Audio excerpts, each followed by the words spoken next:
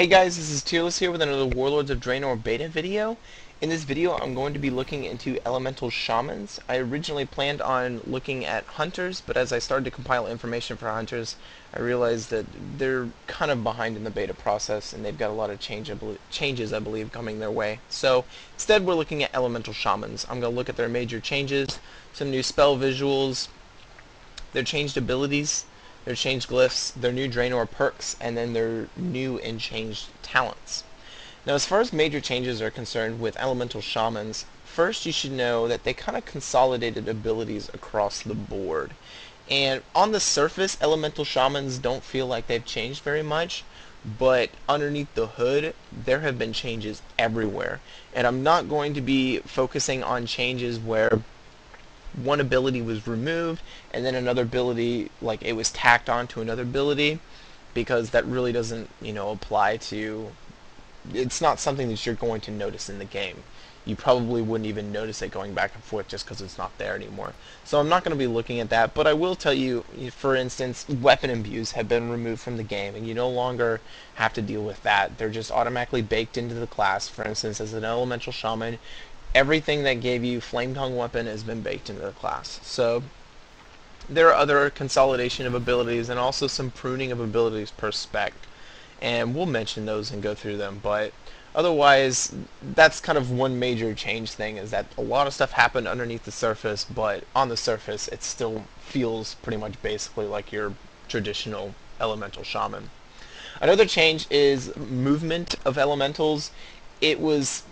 I'm mentioning this only because it was a much bigger deal for elemental shamans. They caused the most uproar when they found out that lightning bolt can no longer be cast while moving.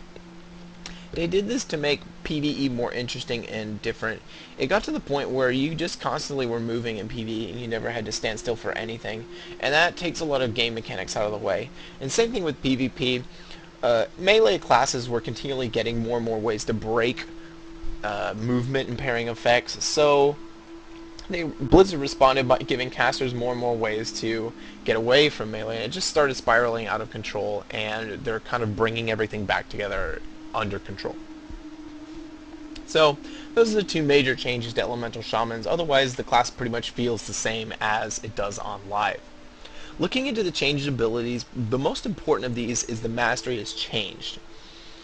With the introduction of the new multi-strike talent, it's kind of repetitive to have a multi-strike mastery and then other multi-strike stacks such as Echo of the Elements, and it was just becoming so, there was so much multi-strike and elemental, it was theoretically possible to cast one lightning bolt and have 9 come out of it.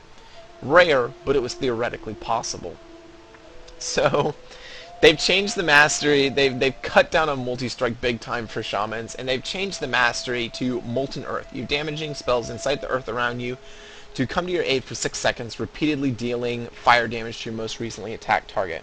I'm going to go ahead and just cast Chain Lightning here on this target, and you're going to see the rocks come out of the ground to the left and the right of me and start attacking this target. So I think it's pretty cool. It's a pretty cool spell visual effect to have for shamans. And while we're at it, let's go ahead and take a look at Lightning Bolt's new spell visual. You can see it in the hands of my dwarf there. And then same thing with Lava Burst. You can see the lava in there as well. So an Elemental Blast had all 3 parts of its trifecta, I guess, upgraded to maximum to the new spell visual. So pretty cool changes there. Other changed abilities, Fulmination. Fulmination used to be just to 7 or 9 stacks, and that was with your Lightning Shield. You put Lightning Shield on, and then you would start casting, Chain Lightning or Lightning Bolt. It would add stacks of Fulmination. Well, now it stacks all the way up to 15, and then with a Draenor perk it goes all the way up to 20. And it basically, the damage goes linearly now. Like, before it was more important to make sure that you only use Fulmination when it was at 9 stacks. Now it's kind of okay if you need to do something on the move. It's okay to go ahead and use those Fulmination stacks whenever, because the way it works is your Earth Shock will now consume any charges beyond 1, dealing their total damage to any target. So it's just linear across the board all the way up to the top. So right now it's bugged and I can only get up to 18, but eventually you'll get up to 20. So you can get up to 20 and then you can go ahead and use an Earth Shock to get the full Fulmination strike there. Fulmination shock. Another change has been to Shamanism. That is the one that increased the damage of Lightning Bolt and Chain Lightning and then reduced their cast times.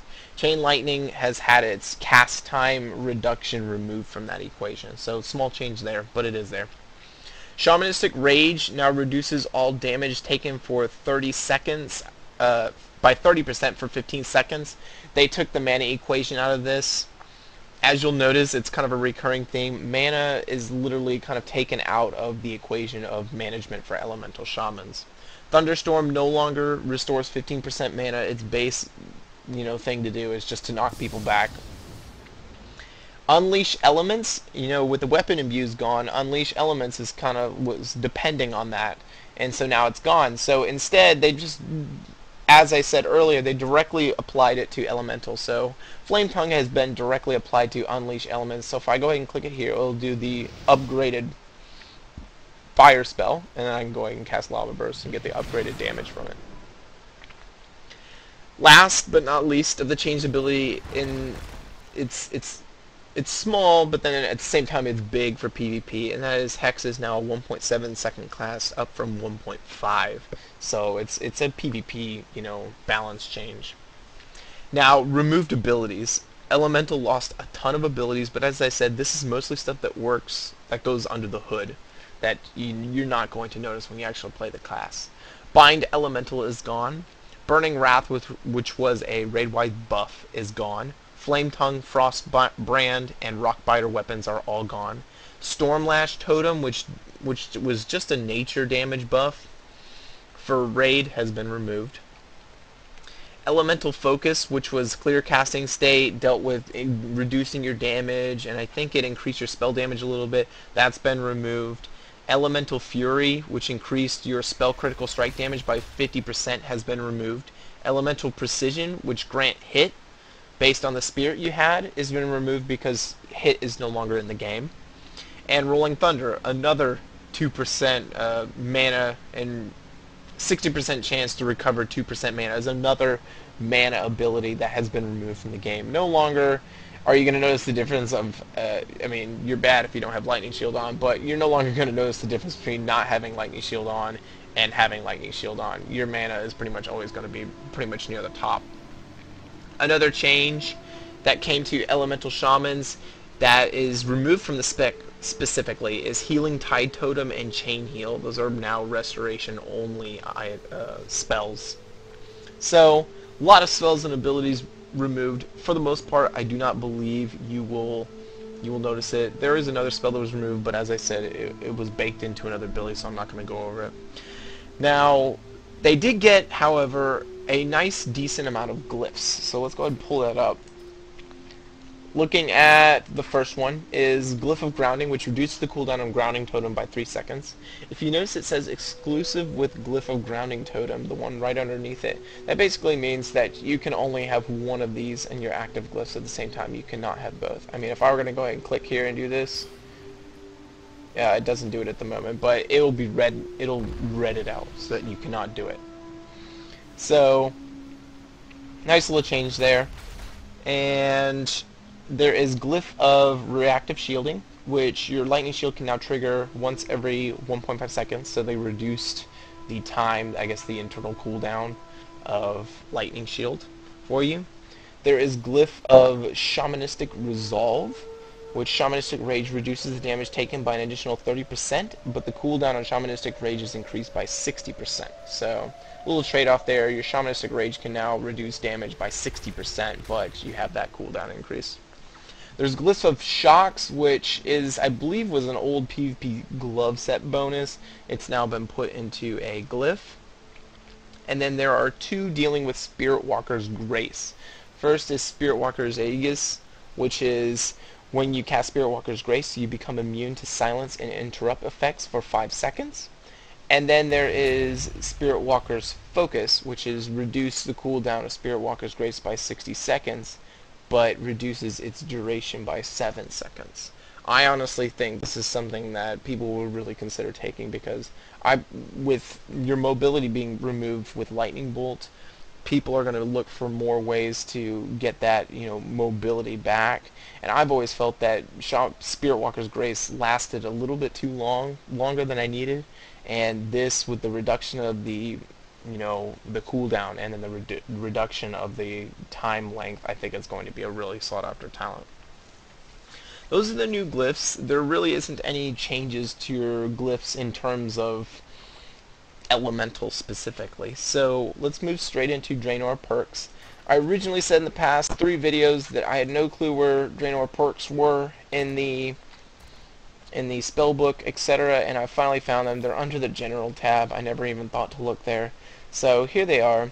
There is Enhanced Unleash Elements, which I don't think it's bugged at the moment. It's not showing in game. Your Unleashed Elements ability also causes you to gain a 30% increased movement speed for 4 seconds.